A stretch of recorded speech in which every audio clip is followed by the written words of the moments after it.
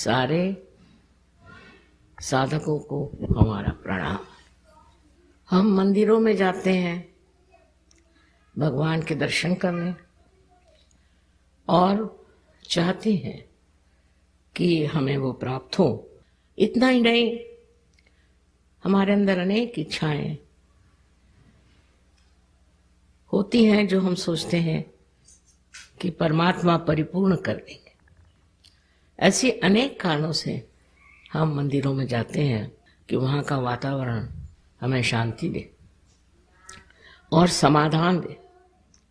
ये बात तो सही है कि ये सब चीज़ें घटित हो सकती और इसीलिए मंदिर बनाए गए हैं, लेकिन इससे भी आगे कुछ जाने का और कुछ पाने का है, और इसका मूल तत्व भी हमारे हिंदू शास्त्रों में लिखा हुआ। लेकिन जब हम कुछ पढ़ते हैं तो उसके अंदर छिपा हुआ अर्थ हम नहीं समझ पाते कभी कभी। अभी आज अच्छा है कि कृष्ण के मंदिर में ही आपने मुझे बुलाया, क्योंकि कृष्ण भी बड़ा महत्वपूर्ण स्थान। हमारे कुंडलिनी के जागरण की जो हम बात करते हैं उसमें कृष्ण का स्थान बहुत ऊंचा है। उनके बगैर तो कुछ काम ही नहीं हो सकता। उनका स्थान हमारे अंदर, यहाँ पीठ के पीछे में कहना चाहिए, गर्दन के नीचे, इस जगह उनका स्थान है। अब ये बात है या नहीं, ये हम जो बात कर रहे हैं सच है या नहीं, इसकी भी आपको प्रचिति होनी चाहिए। क्योंकि हम कह रहे हैं इसलिए आपको मान नहीं लेना चाहिए। और इसी वजह से हम सहयोग में जब आते हैं तब ये होता है कि हमारे अंदर बसी हुई ये शक्ति जो त्रिकोणाकार अस्थि में है, जिसको हम कुंडलिनी कहते हैं, ये सारा शास्त्रों में लिखा हुआ है। ये कोई हम ही कह रहे ऐसी बात नहीं। इसका जब जागरण होता तो वो 6 चक्रों में से गुजर करके 7वां चक्र कुंडलिनी के नीचे होता है श्री गणेश जी का, और 6 चक्रों में से गुजर करके और हमारे ब्रह्मरंध्र को छेदती है, जो यहाँ पर सर पे, जिसको अंग्रेजी में फॉन्टेनेल बोन कहते हैं, उसमें से छेद करके चारों तरफ फैली परमात्मा की जो प्रेम शक्ति है, कार्य शक्ति है, जिसे संस्कृत में परम चैतन्य कहते हैं, उससे एकाकारिता प्राप्त करती है। जब यह घटना घटित हो जाती है तब हमारा संबंध उस परम शक्ति के साथ हो जाता है। उससे पहले जो भी हम कर रहे हैं इसलिए कि हम परमात्मा को याद रखें, धर्म को याद रखें, सही रास्ते पर चले। पर ये सब करने के बाद आगे क्या? कल आपके बच्चे पूछेंगे कि ये सब क्यों करते हो, इससे क्या फायदा है? और इसका फायदा तभी पता चलेगा जब आपकी कुंडलिनी का जागरण हो करके चारों तरफ फैली इस प्रेम शक्ति से एकाकारता प्राप्त करें। और इसको सहज इसलिए कहा जाता कि ये बिल्कुल ही सहज है। सहज तो आप जानते ही हैं मतलब क्या है, पर इसका और मतलब है विश्लेषण से कि सह माने साथ, ज माने पैदा हो। आपके साथ ही ये योग, जिसमें कहते हैं कि ये हमारा जीवात्मा जो है वो इस शक्ति से जब एकाकारिता प्राप्त करता है, यही असली योग है। ये योग बिल्कुल सहज है और सबके अंदर स्थित है। आप हिंदू हो, चाहे मुसलमान हो, चाहे ईसाई हो, चाहे आप काले गोरे कुछ भी हो, ये कुंडलिनी शक्ति सबके अंदर स्थित है। तब हम लोग अलग अलग कैसे कह सकते हैं? ये जरूर है कि हमारा भारतीय कल्चर बहुत ऊंचा है, इसमें कोई अपने संस्कृति की विशेषता, और उस संस्कृति की वजह से हम लोग एक कायदे के तरीके से चलते हैं। पर तो भी उसका अंत जब तक हम नहीं प्राप्त करेंगे हमें सुख नहीं मिल सकता, आनंद नहीं मिल सकता, और जो कुछ भी हमें वचन दिए गए हैं वो हो नहीं सकता। इसका जागरण करना कोई कठिन काम नहीं था, लेकिन पहले जमाने में ऐसा देखा गया कि इस तरह की कोई प्रणाली थी, इस तरह की कोई परंपरा थी कि उस परंपरा के कारण एक इंसान को ही कोई जागरूक करता था, एक ही आदमी उस दशा में जाता था। मुझे लगता हो सकता है उस वक्त लोगों को यह भी डर हो कि कोई जागरूकतावस्था में चला जाए तो उसको सब लोग सताएंगे। आपने सुना होगा कि हमारे देश में जहाँ इतनी भारतीय संस्कृति है, किस तरह से हर एक अवतरण को भी और हरे परमात्मा के भक्तों को भी, इतना ही नहीं पर संतों को भी लोगों ने बहुत सताया।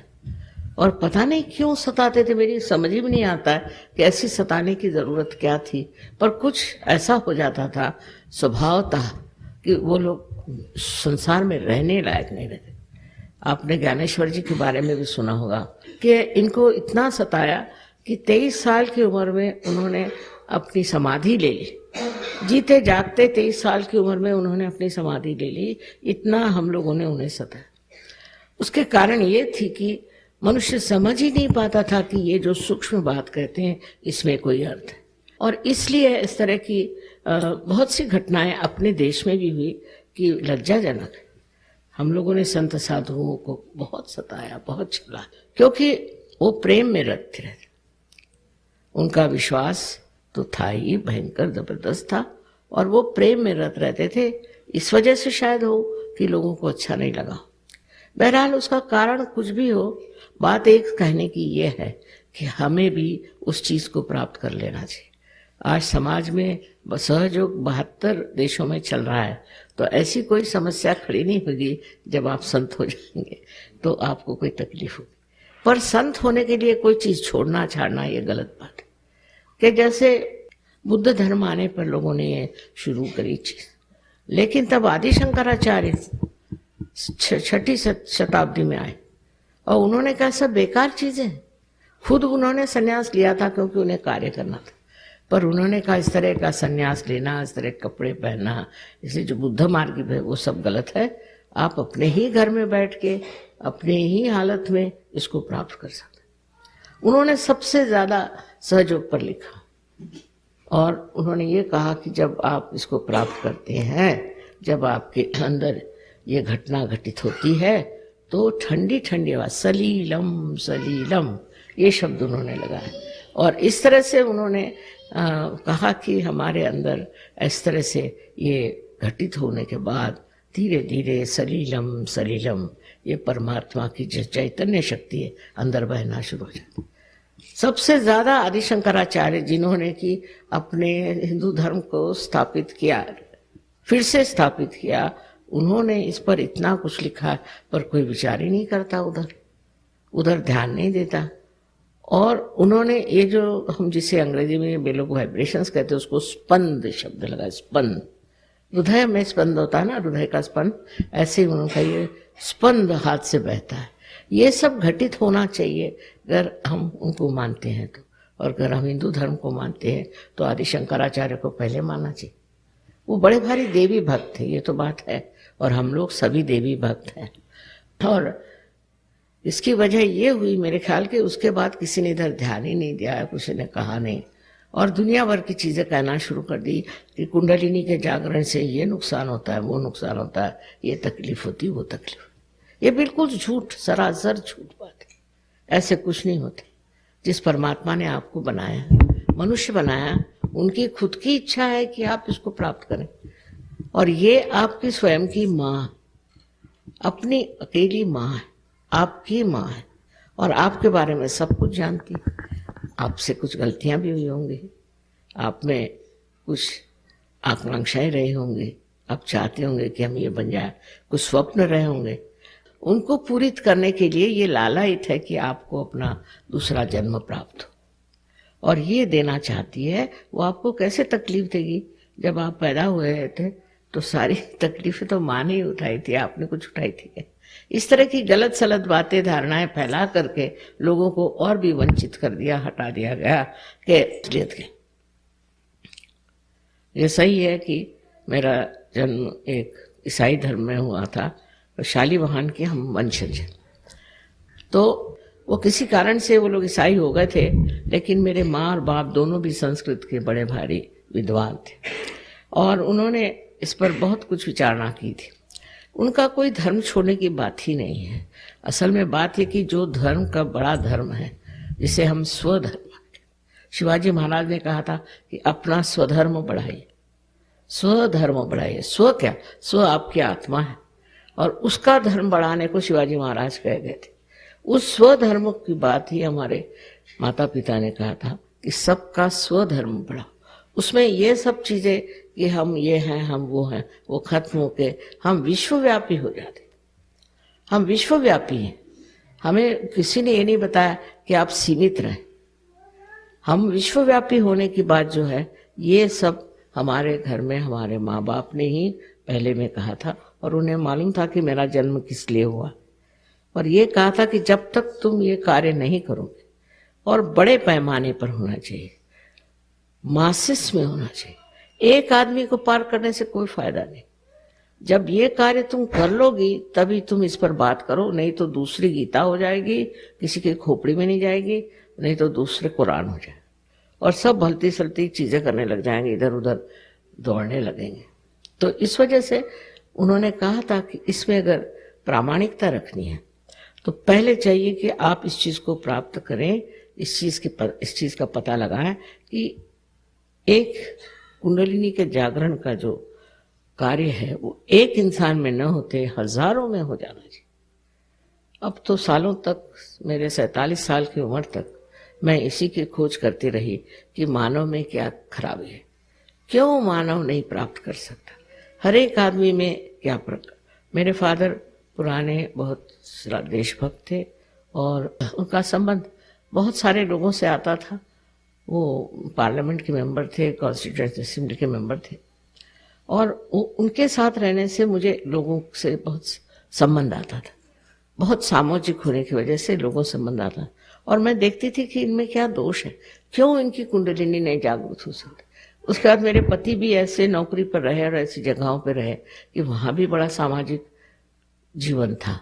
उस जीवन में मैंने यही खोज लगाने की कोशिश की कि मानव में ऐसी कौन सी बात है जिस वजह से मानव इसे प्राप्त नहीं कर सकता। बाद में जब मुझे पता चला कि इस तरह के मेल जोल से ये चीज बन सकती है, तो मैंने ये काम 1970 साल में शुरू किया। 1970 में सिर्फ एक स्त्री हमारी शिष्या उनके आई थी, अब वो नहीं रहे, काफी उम्र थी उनकी, लेकिन उसके बाद 12 लोग हो गए।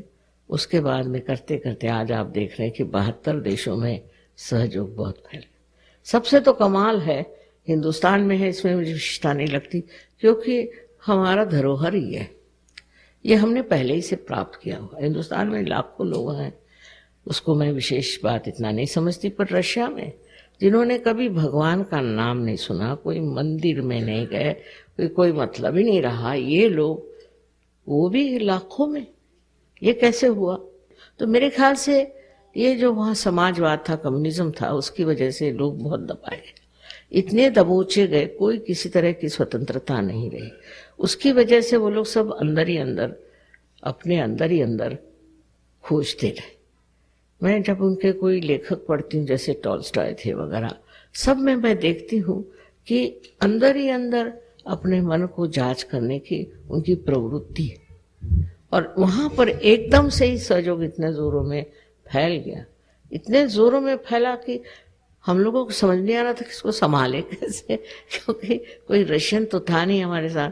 फिर एक रशियन को लाए, उसको सिखाया सहयोग क्या है, और चिट्ठियों पे चिट्ठियां और पूछताछ इतनी कि माँ अब हमें आगे क्या करना है बताओ। अब इस देश में क्या है, इन देशों में स्वतंत्रता मिली।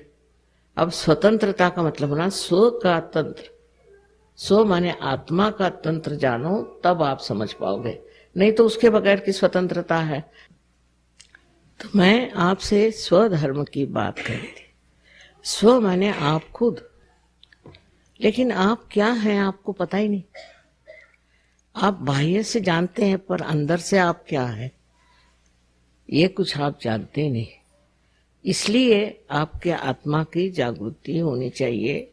आत्मा जो है आपके चित्त आने चाहिए, चित्त में आना चाहिए। जब वो आएगा तभी आप अपने को जानिएगा।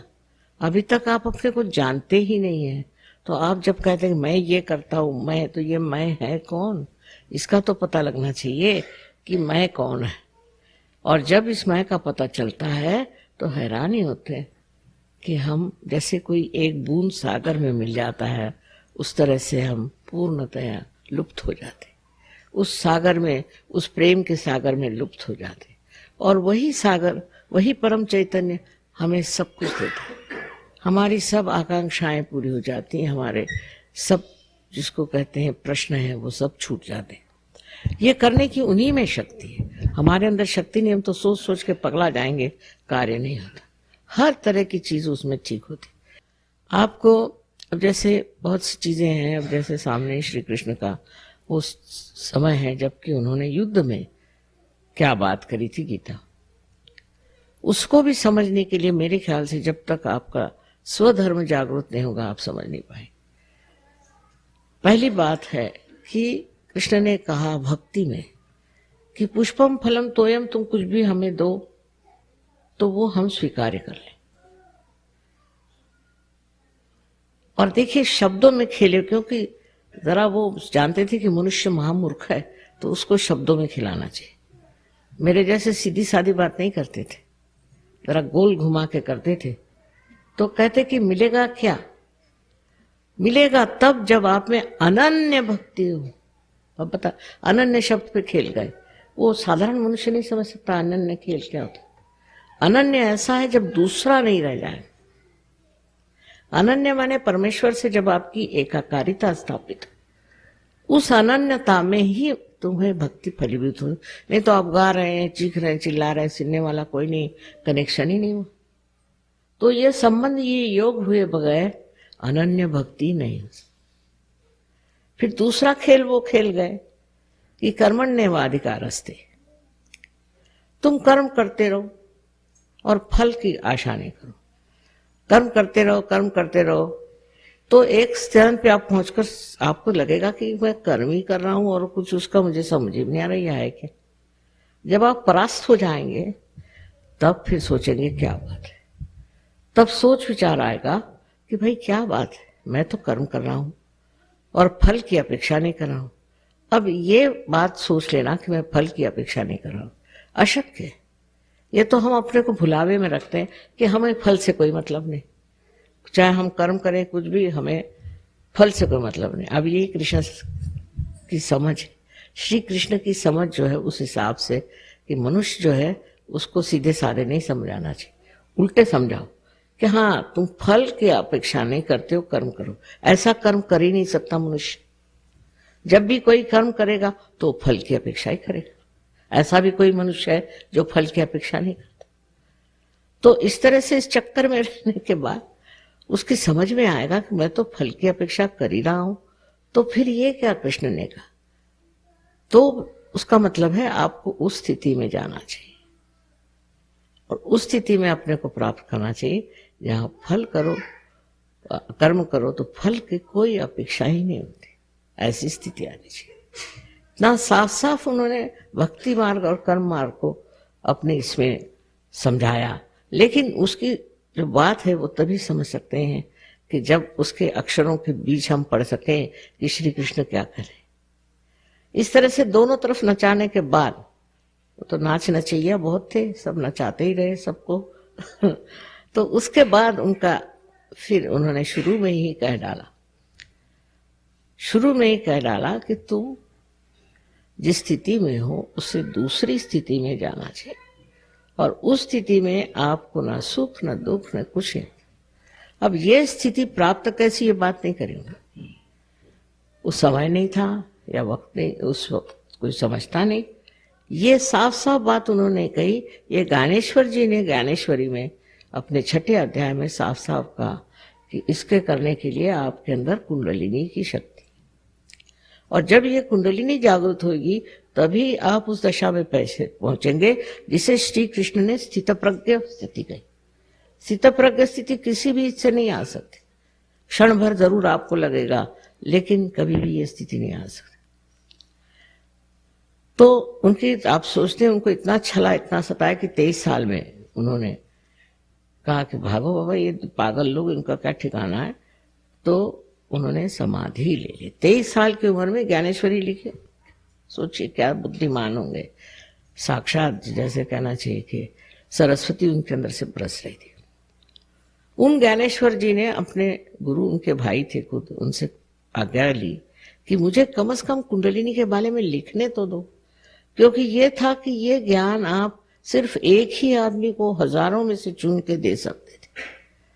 तो कहने लिखने तो दो, कम से कम उससे मुझे फायदा ही हो गया, क्योंकि आज मैं जब कुंडलिनी की बात करती तो लोग ऐसा नहीं कहते कि ये हिंदू धर्म में कहा। अब कृष्ण जी ने तो गोल घुमा के कर दिए, तो मैं किसका सहारा लेती? ज्ञानेश्वर जी को जब मैंने कहा कि 6th चैप्टर में लिखा हुआ है, पढ़ो, कुंडलिनी ही ये शक्ति कार्य कर सकती, तो हैरान हो गए कि हाँ लिखा तो है। इसीलिए महाराष्ट्र में लोगों की खोपड़ी में बात गई कि लिखा है, पर उन्होंने क्यों? कबीर दास जी ने लिखा है, पर वो जैसे कि पद्य में लिखा है, तो सारी बातें उन्होंने कुंडलिनी की लिखी है। आपको आश्चर्य होगा कि इतना साफ उन्होंने लिखा है कि शून्य शिखर पर अनहद बाजिरे, अनहद माने वही स्पंद, शून्य शिखर पर, यानी इस जगह से अनहद निकलता। ये उन्होंने साफ साफ लिख दिया, पर कबीर को तो कोई समझता ही नहीं मेरे ख्याल से। ईड़ा पिंगला सुख मन नाड़ी रे, ये जो 3 नाड़ियां हैं, इसका वर्णन इतना सुंदर दिया उन्होंने, पर वो कुछ तो भी कहते वक्त को काव्य में कुछ समझा कर कहते थे। जैसे उन्होंने कहा कि सैया निकस गए मैं ना लड़ी थी, तो हमारे लखनऊ वाले सोचते सैया माने प्रिय कर, क्षमा।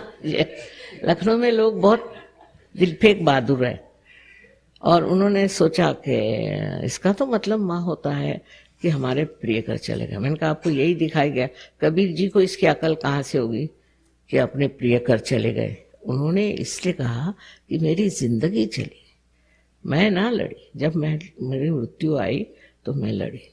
इतना उन्होंने मृत्यु पर लिखा था। और आगे का ये लिखा है, चदरा ओढ़ के पलंगा पड़ी थी। साफ साफ उन्होंने लिखा, पर लोगों के समझ में नहीं आता, अब उसको प्रिय कर समझ रहे हैं। जब पहली चीज गलत गई तो सारी चीज गलत गई। और उन्होंने गोल घुमा घुमा करके लिखा, क्योंकि मनुष्य अगर कहे कि मृत्यु के समय में तो कोई पढ़ेगा ही नहीं,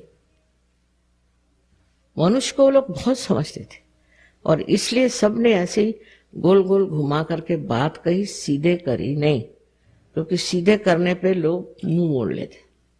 लेकिन मैं तो माँ हूं, माँ से कोई मुंह नहीं मोड़ता, और प्यार की जब आप वर्षा होती है तो कोई बुरा नहीं मानता, जो भी बात कहे आपके भलाई के लिए और अच्छाई के लिए। इस तरह से श्री कृष्ण के बड़े उपकार हैं मेरे ऊपर भी। उन्होंने इस तरह से लोगों को समझा दिया कि वो इस पर बैठे रहे। पहले ही चैप्टर में देखिए, कोई दुकानदार होता सबसे पहले अच्छी बात नहीं बताएगा, सबसे पहले सबसे हल्का दाम, फिर उससे अच्छा, फिर उससे अच्छा। लेकिन वो दुकानदार नहीं थे, तो उन सबसे पहले बताता कि स्थितप्रज्ञ हो जाए, स्थितप्रज्ञ हो जाइए। होंगे कैसे, इस पर उन्होंने जो विश्लेषण किया है वो भी बड़ा मजेदार है। अब मैंने इसमें यही सोचा कि मनुष्य को सीधे सीधे सादी बात करो, और अगर आप उनको जागरण ही दे दो तो फिर उसके बाद बात ही क्या होनी, फिर उसके बाद कोई सवाल नहीं। अब कल भी वहां बहुत से लोग थे, हिंदुस्तानी खासकर, बहुत मुझसे सवाल पूछ रहे थे। पढ़े लिखे होंगे, कुछ थोड़ा बहुत जानते भी होंगे, तो हिंदुस्तानी ज्यादा सवाल पूछ रहे थे, और यहाँ के लोग नहीं, यहाँ के चुपचाप बैठे सुन रहे थे कि माँ क्या। जब उन्होंने सवाल पूछा, सब खत्म हुआ, मैंने कहा अब लोग जाने लगे, अब सवाल बंद करिए। तब सवाल बंद हुए, और तब जागरण का कार्य हुआ। तो ये सवाल जवाब की बात नहीं है, ये पाने की बात है। आप मंदिर में आए, आपने सब कुछ किया, इतना सुंदर बनाया मंदिर, सब कुछ है, लेकिन आपने प्राप्त किया क्या? स्थितप्रज्ञता नहीं प्राप्त। इस चीज को समझ लेना चाहिए। तो इसमें मंदिर का दोष नहीं है, आपका दोष है कि आपने उस चीज को अभी तक प्राप्त करने की चेष्टा नहीं की, उसको किसी ने दिया ही नहीं, या हुआ ही नहीं, वो बातचीत ही नहीं। और उसके बाद आप देखिए क्या हाल आपका हाल हो जाता है। अभी यहाँ पर बहुत सारे हिंदुस्तानी आए हुए हैं, और हमारे यहाँ बहुत से सहयोगी भी हिंदुस्तानी हैं। उनका जीवन ही बदल गया, हर तरह से, हर मामले पर वो ठीक हो गए। तो उसी तरह आप सबको ये प्राप्त हो, क्योंकि आप सबको बिल्कुल इसकी पूर्णतया अधिकार है। हर एक आदमी को ये अधिकार है कि इस चीज को प्राप्त करे। ये कोई एक के लिए नहीं, सारे संसार के लिए परमात्मा ने कुंडलिनी बनाई हुई है, और सबको अधिकार है कि इस कुंडलिनी का जागरण प्राप्त करें। अब जब इन चक्रों में से देखिए आप यहाँ पर बनाए हुए हैं, इसमें से जब 6 चक्रों में से जब कुंडलिनी गुजरती है तो इन सारे चक्रों को वो प्लावित करती है और जिसको अंग्रेजी में नरिश कहते हैं, और उसके बाद में उन सबको संगठित कर देती, एक सूत्र पे बांध देती। अपने अंदर के जो कुछ भी आपस के झगड़े हैं सब खत्म हो जाते हैं, फिर बाहर के भी झगड़े खत्म हो जाते हैं। जैसे आपको अच्छा लगेगा सुन करके कि ये जो बीच में हरे रंग के चक्र है, इसको हम नाभि चक्र कहते हैं। नाभि चक्र में किसका वास है? लक्ष्मी नारायण का। लक्ष्मी नारायण का वास है। लक्ष्मी नारायण अगर जागृत हो जाए तो लक्ष्मी का वास हो जाता है। लक्ष्मी का वास और पैसे के वास में एक बड़ा फर्क है।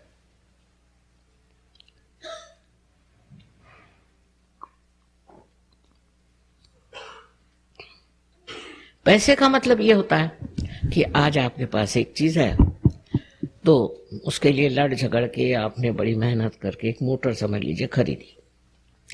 मोटर घर में आई लेकिन संतोष नहीं आया, समाधान नहीं आया। अब आप कहते घर बनाओ, फिर आपने मेहनत करके घर बनाया, उससे भी समाधान नहीं है। और सारा आज का जो अर्थशास्त्र है, इकोनॉमिक्स है, वो सारा इसी एक प्रिंसिपल पे है कि मनुष्य कभी किसी भी चीज से समाधान ही नहीं होता, उसको भगाते रहो। आज ये खरीद तो कल वो खरीद, तो कल वो खरीद, तो भी जो खरीदता है, इतनी मेहनत करता है, इतना पैसा लगाता, उसका समाधान नहीं प्राप्त होता। ये क्या बात है? जब आपने जिस चीज के लिए इतनी मेहनत की उसका कम से कम एक क्षण बैठ के समाधान तो लो, वो नहीं मिलता। अब जो दूसरी बात है कि जिसमें आप समाधान को उठा सकते हैं, ये लक्ष्मी तत्व है। लक्ष्मी तत्व में क्या होता है कि जब वो जागृत होता है तो हमारे जितने सांसारिक प्रापंचिक प्रश्न हैं वो सब छूट जाते हैं। ऐसे छूटते हैं कि आप हैरान हो जाइए, समझ भी नहीं आएगा कि ये छूट कैसे गए। सारे प्रश्न अपने आप छूट जाते हैं। लक्ष्मी जी जब आके बस गई तो आपको क्या चाहिए? पर उसके बाद में समाधान, उस चीज से मनुष्य को समाधान आता है। और लक्ष्मी जी का भी स्वरूप इतना सुंदर बनाया हुआ है कि लक्ष्मी जी के हाथ में 2 कमल है और स्वयं कमल पे खड़ी है, माने बिल्कुल हल्की फुल्की है। किसी पे उनका रोब नहीं, दाब नहीं, कुछ नहीं, किसी पे शान दिखाना नहीं, कोई जबरदस्ती नहीं, अपनी शांत खड़ी है। और 2 हाथ में कमल है, इसका मतलब है वो भी गुलाबी रंग के। गुलाबी रंग जो है द्योतक है प्रेम का, माने प्रेम से भरी हुई है। और ये लक्ष्मी जी जो है ये आपको वरदान देती है कि जिसके इससे आपका मकान इस तरह से हो जैसे एक कमल होता है। अब कमल की क्या विशेषता है कि कमल जो है वो आप देखिए कि एक सुंदर सा फूल है, और चाहे कोई आए, कोई कीटक आए, उसके कितने भी कांटे जैसे पैर हो, कुछ हो, उसको स्थान है वहां आराम करने के लिए। और रात में वो अपने कमल दल बंद कर लेते हैं जिससे शांति से सो सके। इसी प्रकार आपका भी मकान होना चाहिए, सुंदर हो, सजा हुआ हो, और उसमें कोई आते हैं तो वो आराम से रह सके। ये एक हमारे यहाँ बहुत बड़ी चीज है हिंदू धर्म की कि हम लोग जो है बाहर से कोई आता है तो उसका बड़ा पाचारण करते हैं। उनको अतिथि को हमारे यहाँ कहते हैं कि अतिथि भगवान होते हैं। ये चीज हमारे अंदर आ जाती है जब हमारे अंदर लक्ष्मी तत्व जागृत होता है और उसका पूरा सरंजाम और सामान जुट जाता है। बिल्कुल सही बात कर रहे हो आपसे। अब ये तो हुई कमल की बात, और एक हाथ से वो इस तरह से आशीर्वाद देती है। आशीर्वाद का मतलब ये है कि आपके अंदर जो भी कुछ आपने प्राप्त किया है वो आप दूसरों को दें। इतना ही नहीं, पर आपके आश्रित हैं उनको आप संभालिए, उनको आप आशीर्वाद दें। जो आपके आश्रित हैं, आपके नौकर हैं, चाकर हैं, रिश्तेदार हैं, सबको आप आशीर्वादित करें। और चौथा हाथ जो है वो इस तरह से है, माने आप दानी होना चाहिए, आपको दान करना ही चाहिए।